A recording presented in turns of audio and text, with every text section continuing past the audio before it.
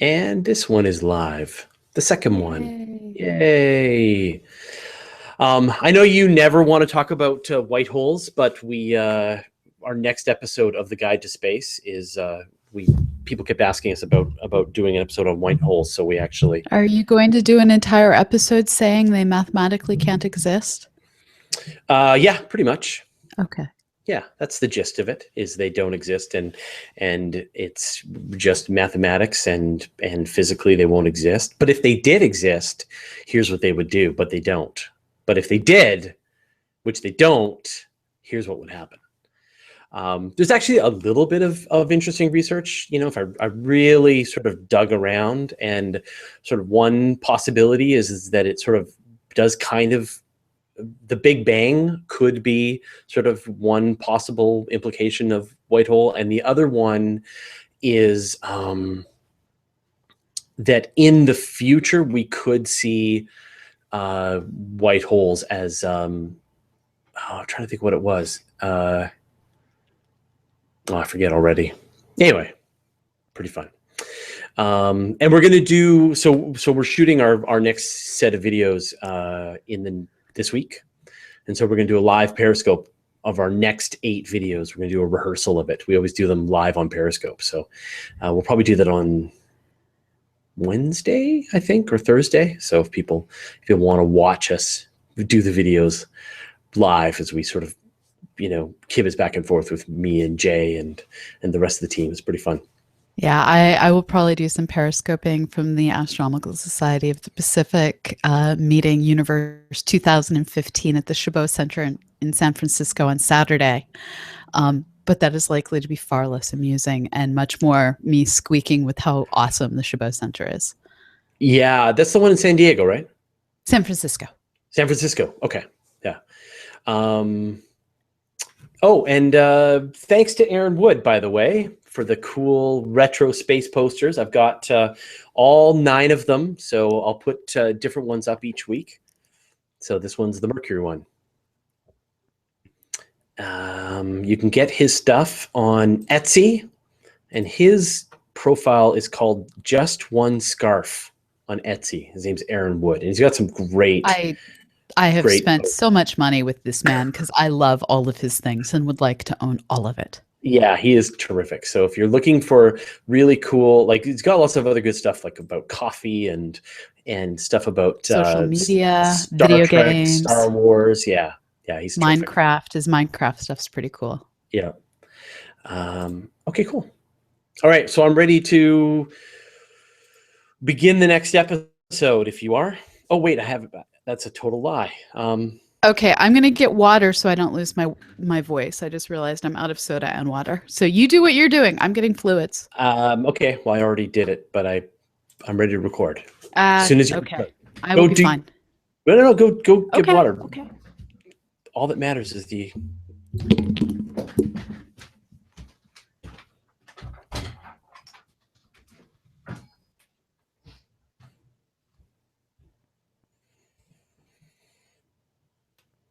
See, are you sure you want the preamble?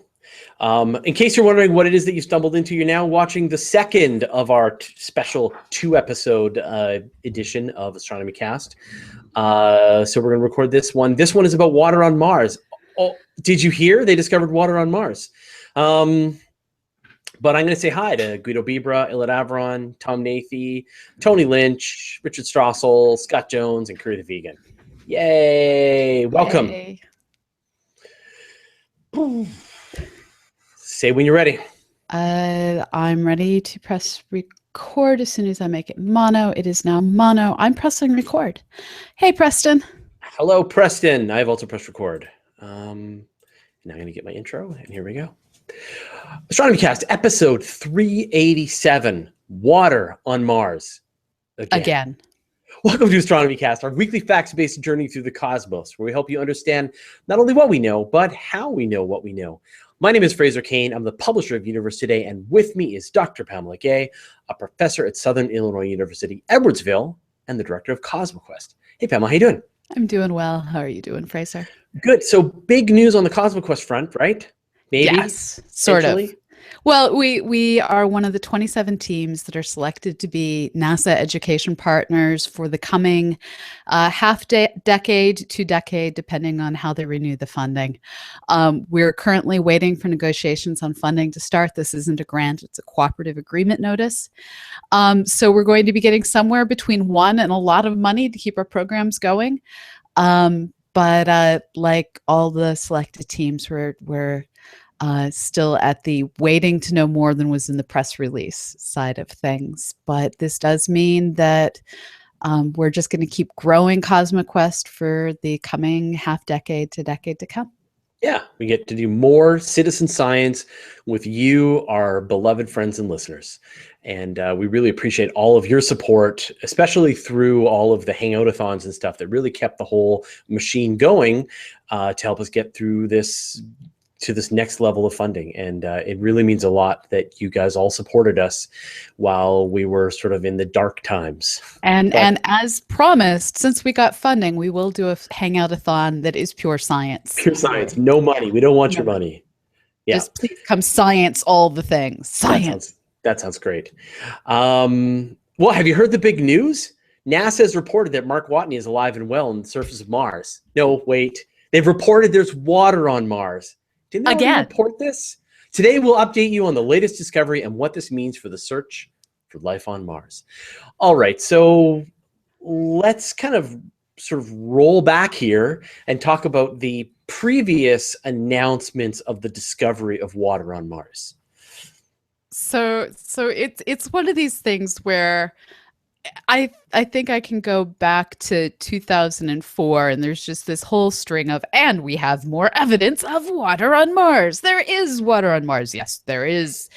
And it's come in the form of the neutron detections coming off the surface where you hit the minerals with the right high energy particles coming off the sun. Neutrons are released. That's believed to be evidence of subsurface water. You have the Mars Phoenix lander that landed in the Arctic regions, went digging down, found white stuff that sublimated. That was evidence of water. There are surface features that look like they could only have been carved by flowing water. There are minerals such as hematite that can only be formed if there's water. And the ice caps have water in them. Exactly, but it was long argued that might just all be carbon monoxide, but everyone's like, no, there's water ice too. Yeah, there's water ice and carbon dioxide, but yeah. There's the blueberries that Opportunity and was it Spirit found.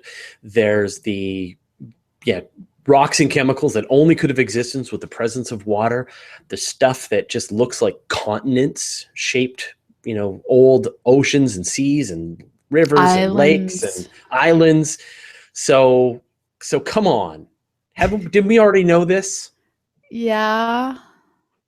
So what is the discovery that was made just this week? So the one thing that they had not previously announced was the mostly kind of sort of confirmed presence of flowing stuff that is water category.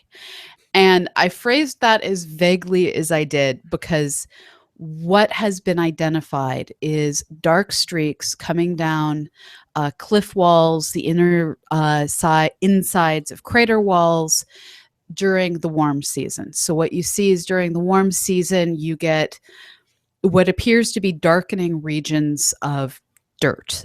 If you've ever had a leaky pipe, you may have noticed your paint getting darker on the inside of your house. We have leaky furnaces in our house, and we notice this because the ceiling below the leaky furnace will get darker and darker in a expanding ring of, we're going to die the longer the furnace drips.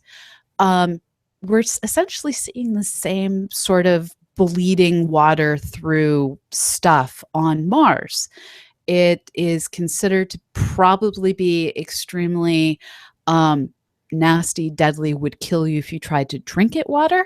So we're talking extraordinarily salty, probably contains some perchlorates. But there is some sort of subsurface source of salitic water. Right. That And this is even this isn't new. I mean, we first saw this discovered, I think it was back in 2010, 11. There was like images from the Mars Reconnaissance Orbiter and some of the other spacecraft had seen these dark streaks going down craters on Mars in some of the southern regions. And one of the theories predicted was that there was some kind of active, as you said, seep that was sort of causing this darkening down the sides of the craters, and it sort of, they appear and disappear over the seasons. seasonally. Yeah. But another idea is that maybe there was some kind of like underground carbon dioxide rupture that was sort of sending a cascade of material down, or some other liquid potentially.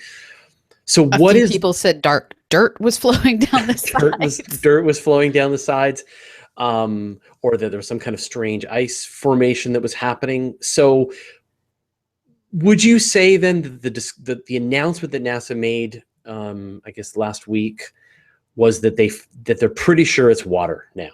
I think the best way to look at the announcement is to say we have finally beat this problem with a statistical hammer to the point that it is very dead.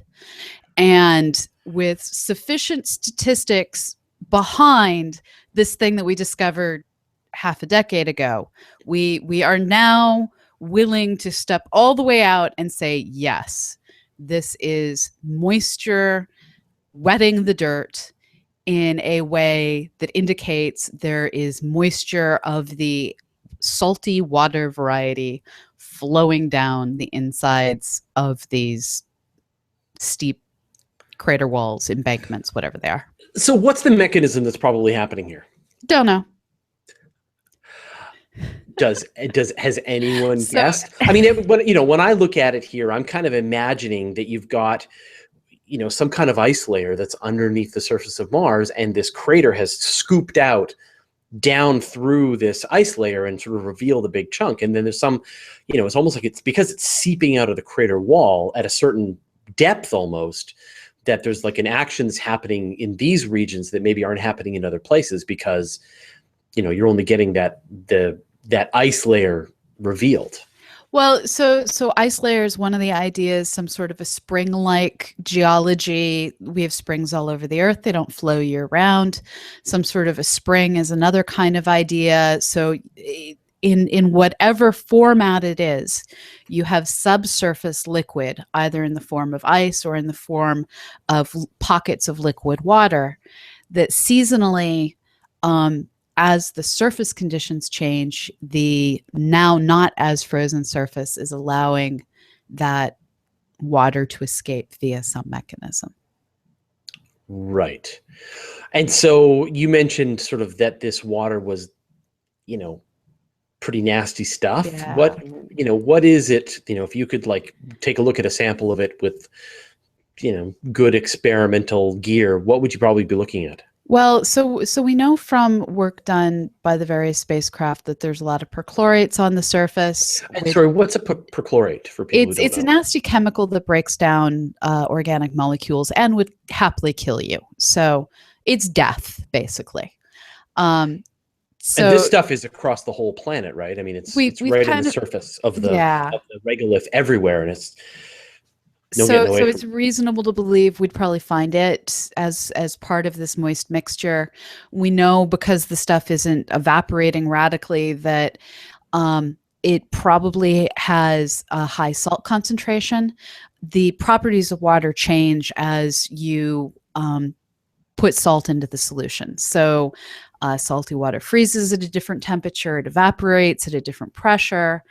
You add enough salt, and it can actually be in the surface dirt without instantly sublimating into the atmosphere. Remove the salt, it evaporates faster, and you can't get the effects we see. So in order to explain these lasting dark streaks that grow over the season, it's just got to be salty water. And, so then, we talk about it would happily kill you. Could anything live in this stuff? Well, the perchlorates, probably not. But so that's not a given. It's simply a probable. And so there is the chance that maybe the perchlorates have simply been where Phoenix was making its samples, but maybe Oh, I it's not see. everywhere. So if there are areas of Mars where the chemistry at the surface is slightly different, sort of like we have areas of the Earth that have high sulfur concentrations and those that don't. We have areas that have iron deposits, areas that don't. Depending on what the surface composition is, maybe we don't have perchlorates everywhere that are going to get dissolved in this briny solution. We do know that there is less life in high saline environments. The Dead Sea is called the Dead Sea for a reason. But it's possible that perhaps life in the extremophile variety could exist feeding off of this moisture. Yeah, there's actually microbes here on Earth that use perchlorate as an energy source. So they can actually live off this stuff and, in fact, clean out the water a little bit. So microbial life, there's a possibility that it could do it. But if we try to drink it, I wonder about growing potatoes in it. Probably not. You don't want to try that. No, No. probably don't. I wonder if you could clean out the perchlorate before you want to try and grow your potatoes in the Yeah, Martian that's megalith. actually not that hard to do. A simple evaporative system would get you most of the way there. So what does this mean then for what is probably how the water is on Mars? Could you drill down and find reservoirs of water on Mars, or is it probably going to be this stuff for quite a ways down? Well, this is the type of science release that leaves you literally scratching your head and going, well, we know that there's all of these neutrons being given off. Maybe it's mixed into the soil, but not as badly as like on the moon, where trying to get the water out of the minerals is next to impossible at reasonable energy thresholds. Maybe this is simply a matter of you can scoop up the dirt, heat it, and the water comes out. I don't think we're going to be digging artisanal wells anytime soon. But it could be that there are small reservoirs that we'll have the ability to tap into one way or another someday in the future. Now, the exploration of Mars has really been this story of searching for the water. They with the Spirit and Opportunity, they're really looking for evidence that there had ever been water on the surface of Mars in any way. And with Curiosity, they're really looking for evidence that the conditions on Mars were wet for long periods of time, that there could have been life. So, can you kind of, when you look at the sort of what Curiosity and Opportunity is doing, that they're really looking into the history of Mars, and then you look at what these recent observations show, what does this tell us about sort of how we got from then till now? It's hard to put a complete timeline together where all we have is snapshots. Mars and its environments are incredibly diverse, where with Gale Crater, you have an area that hasn't had huge amounts of erosion. That's why the crater is so beautifully cratery. It's not eroded with sand dunes. It's still has these old structures on its surface. So with Curiosity, we are very much trying to figure out what was Mars. With Opportunity, we're trying to figure out what was Mars. And now that we're finding this current water, it's like, not going to go there, not going to go there. We don't want to screw up this new current resurfacing that's going on. We don't want to go pollute the water. We don't potentially want to be the Mars rover equivalent of smallpox blankets. So we're going from, with our probes, exploring history, to with the at a distance remote sensing spacecraft going, this is today. This is the chemistry today. Unfortunately, It's the rovers that have the ability to start to understand the top several tens of centimeters of soil. With Mars 2020, we're going to be looking into more and more instruments that will probe to greater and greater depths. And that's where we'll finally start to get a geologic understanding of how deep is the different kinds of minerals, how deep is the different kinds of brininess. But now we have to figure out how to sterilize everything in a whole new way, because we know that there's that potential for modern life. Well, because as I mentioned, this perchlorate solution is perfectly fine for certain kinds of extremophile microbes. So they could be perfectly happy living in this. And this is sort of one of the big questions that the Viking lander had, was like, is there life that's feeding off this perchlorate system that could be generating, some kind of outgassing that maybe Viking detected or didn't? We don't know. But one of the things that's really interesting, we did a lot of reporting on these perchlorates on Universe Today, and sort of to look at it like it's like a toxic landfill, like there's heavy metals and things like that in the soil everywhere, and that anyone who actually goes and tries to live on Mars and tries to use this regolith for some kind of purpose is going to have to treat this stuff like it's poison dirt and actually process It's a this stuff. Superfund site. Yeah, exactly. That the whole planet is a Superfund site, and that to use any part of it, they're going to have to come up with some kind of industrial process to get the perchlorates out of the regolith and out of the water, so that they could actually use it. And then once you've actually done that, then you have to keep the cleaned regolith away from all of the poison stuff.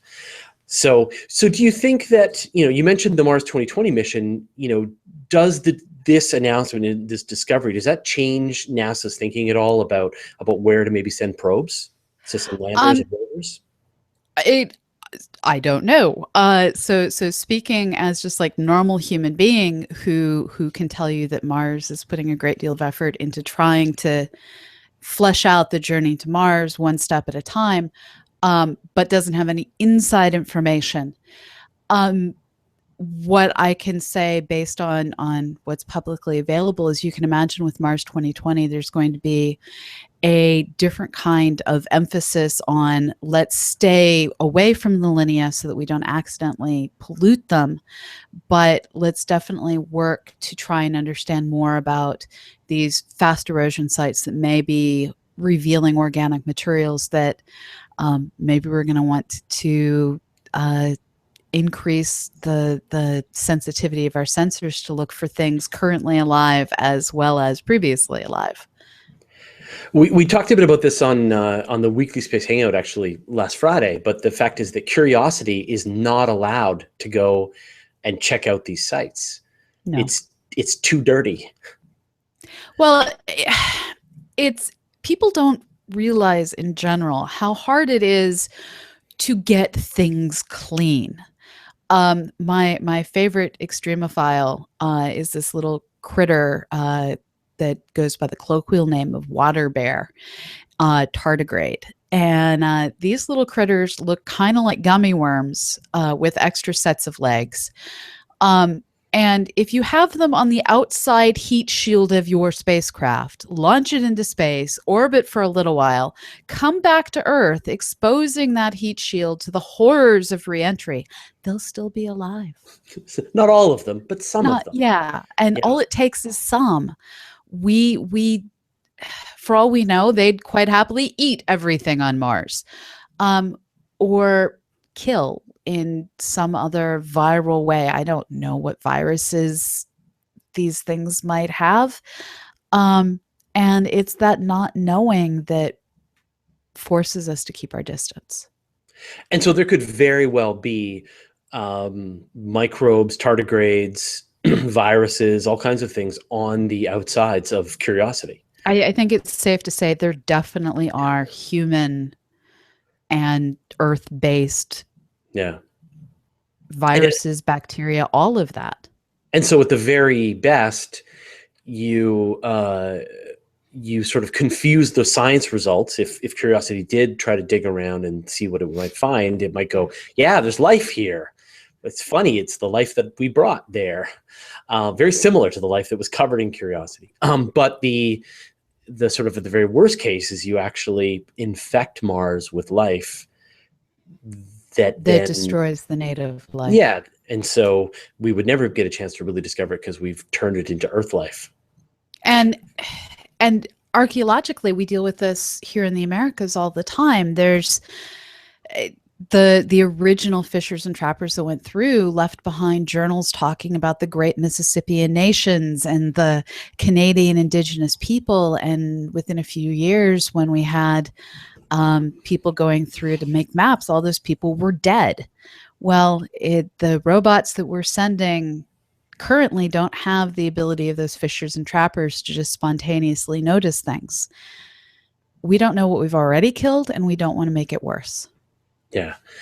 And it's entirely possible that we could. It's a strange thing for me to think about, just this idea that what if we do find that there is life, and we do find that it's the kind of life that we could affect, should we even be allowed to potentially kill the life on Mars to turn it into a world that we could inhabit and eventually colonize? I mean, if it's that fragile, is it off limits forever? Like Europa, attempt no landing there.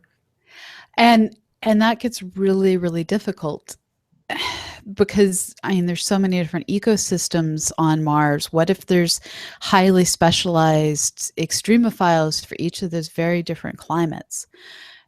There's no easy way to say, okay, so we're going to cordon off this area of this valley and this area of this caldera and this area and somehow create little tiny arcs in each ecosystem. If we're out to terraform a world, we're going to terraform a world. And that would mean, just like in the Star Trek movie, it would mean destroying all existing life and altering it into that future genesis. Yeah. Even a little scarier is this idea of doing a sample return mission, that actually you go down and, pick up a sample and then you return that to Earth. Well, that actually infect Earth with Martian life. That for some reason actually worries me a whole lot less, mostly because Mars has been very good at sending us samples over the millennia. If you hit Mars with a large enough object, you'll jettison rocks into space that will quite often make their way here, where some scientist, probably down in Antarctica, walking across the ice, will see it and pick it up and bring it home and slice it open. And we've done this. Been there, Right. Done that. No problem so far. So it's entirely possible that Mars, this is this idea of panspermia, that Mars has been sending life to Earth for billions of years.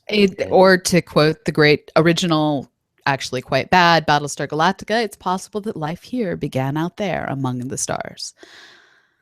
Great. Now we're quoting Battlestar Galactica for our science. Of course. Always. I'll never forgive them for the last episode. Anyway, but I'm not. Those last 15 minutes didn't exist. No, they didn't happen. Anyway, so I guess now, what would you like to see as sort of the future of the search for water on Mars? Do you think this has accelerated the whole timeline for what missions are going to be expected to search for and look for?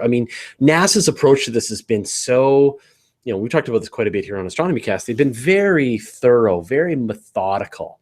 Does this sort of, jumpstart a new line of research, or do you think it's still keep going the same way? So we're in a really weird position. Prior to the successful landing of Mars Curiosity, we had all at the Lunar and Planetary Sciences Conference very loudly been given the message, funding's not going to keep going to Mars. Funding's going to start going to the outer solar system and other places, and all you Mars researchers need to find new careers. And then Curiosity was successful, and suddenly, out of nowhere, there's a Mars 2020 rover that we're like, huh? Where did that come from? We didn't know about that. We haven't been planning for that. So you're never quite sure where congressional mandates are going to come from. Right. And so I don't know. I mean, personally, what I would love to see is an emphasis on let's figure out how to get down into those skylights, both on the moon and Mars. Let's pilot the technology on the moon, figure it out for Mars. If we're going to go live there, we're going to want to live in those caves. And if there's life still there, it's going to be in those caves. So we need to go figure out what we'd be living with. But maybe we need to figure out how to really sterilize things along the way. So let's practice the technology on the moon, practice the sterilization, and go find ourselves a cave to go explore. But there's something to be said for the 2020 rover. Send it to one of these craters where the seeps are happening. Let it climb up the crater wall and actually do a sample and try to really understand what's going on in there before it goes off and wanders the landscape. So well, I think Mars 2020, they're going to send to one of these highly eroded areas that would be revealing past organics on the surface. That's pretty well set. And you do have to keep in mind the safety. These are steep crater walls where I'd be reluctant to send a beginning climber, and a rover is not as skilled as a beginning climber. So unless you want to kill your space probe as the very first thing you do, probably not a good idea. Right. Well, Opportunity crawled out of a crater and down into a crater. So, it's happened before. On very shallow areas. Again, the linear and steep ones, and that's the problem. Yeah. Well, so once again, water's been discovered on Mars, and this is not the first time that this has been announced, and I'm sure it won't be the last time that it has been announced. And hopefully you'll have some context for the next time water is announced on Mars. Thanks, Pamela. My pleasure, Fraser. All right, stop. Yep. Save. I almost hit stop broadcast, but I didn't. You have that power? Oh, yeah, because you sent me the Astronomy Cast link instead of an invite. We both have the power today. All right. Well, with great power, great responsibility, blah, blah. Okay. Got time for a couple of questions, and then I think we should probably wrap it up. Richard Strassel wants to know what it would take to start up the Martian Glacial Bottled Water Company. Elon Musk. Okay. And a way to clean out the perchlorates. So now with 50% less perchlorates. So Elon Avern asked the question that I did, which was, is it too late to repurpose the Mars 2020 rover to sample the recently discovered seeping water? Do we have the technology to sterilize it enough to do it? So do we have the technology to sterilize rovers? No.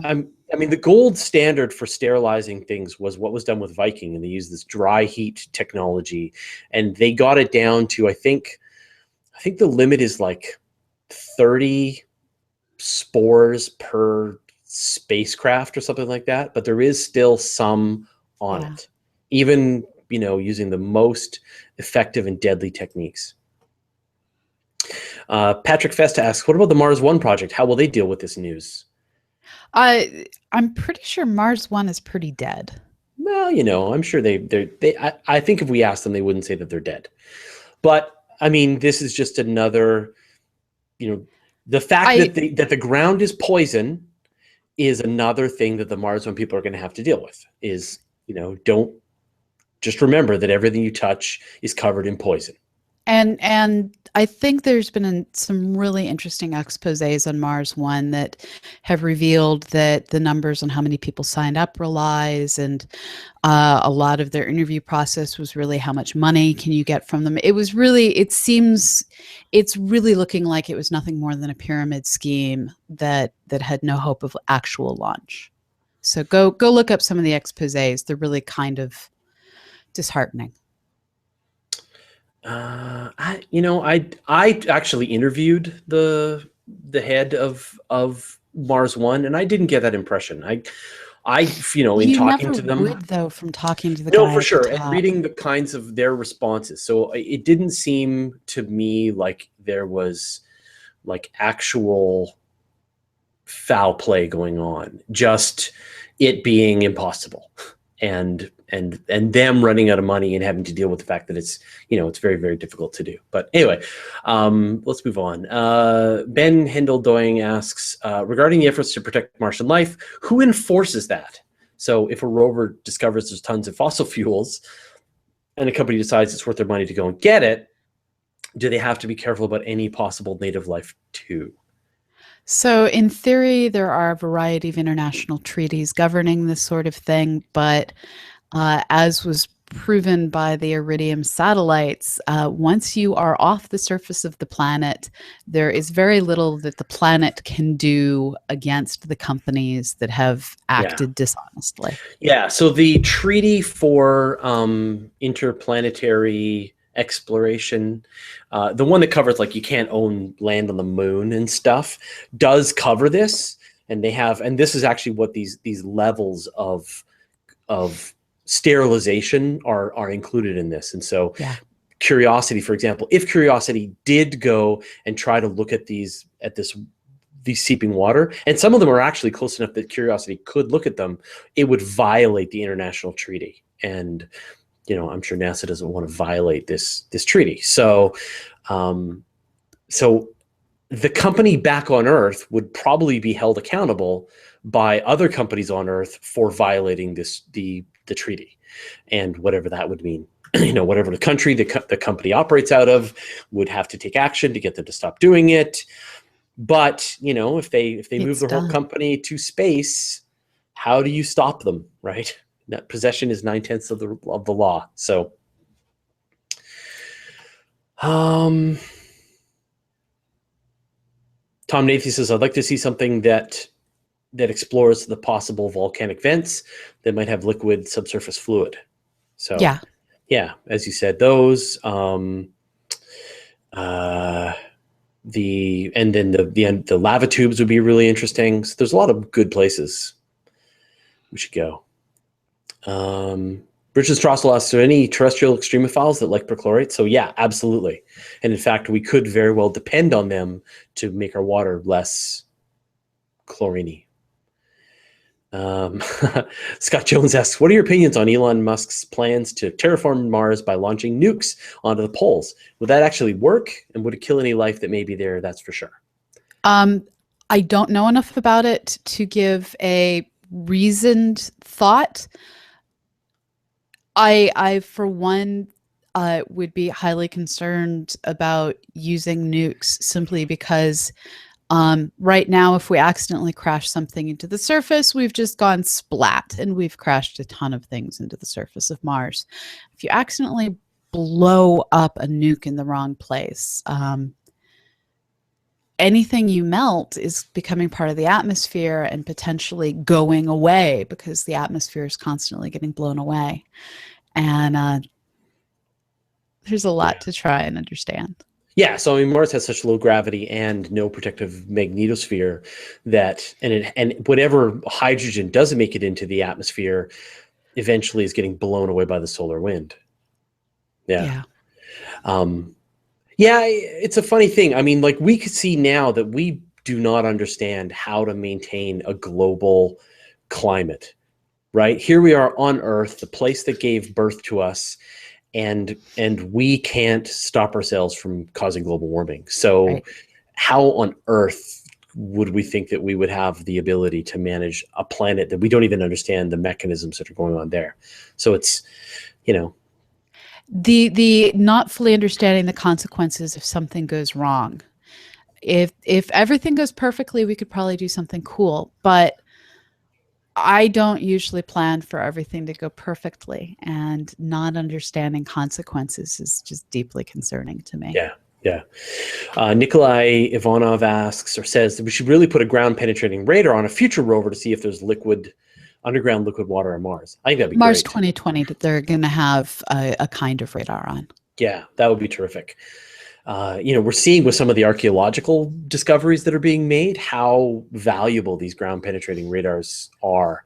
And the only problem with them is they require a lot of power. So, we'll need that plutonium source for the rover. But absolutely, it'd be great to see, look down through the substrata and see, not only the geological features that are there on the surface, but the geological features that are perhaps buried underneath the sand, which is everywhere. Yeah.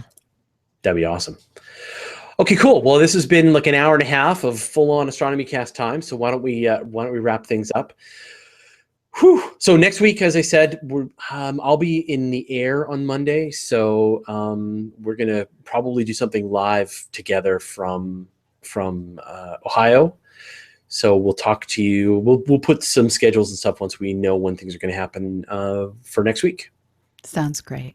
All right. Well, thanks, everybody. Thanks, Pamela. And we'll see all of you Friday for the Weekly Space Hangout. Any other things happening this week? Learning Space? Yes, actually, there's a ton of stuff happening this week. So for those of you watching live, we do keep a list of everything over on CosmoQuest and on Starstrider for the non-CosmoQuest stuff I do. So I'm actually going to have to pull that up because fail. So we have the Center for Lunar Science and Exploration Hangout tomorrow. That will be at 7 o'clock. We're bringing in a group of kids to talk about the research that they've got to do through summer programs. Then we have a Learning Space episode on Wednesday. That will be at 7 p.m. Central, 8 p.m. Pacific. So 2 episodes, 2 nights in a row. Come hang out. Sounds great. All right. Well, thanks, Pamela. Thanks, everybody. And we'll see you all next week. Sounds great.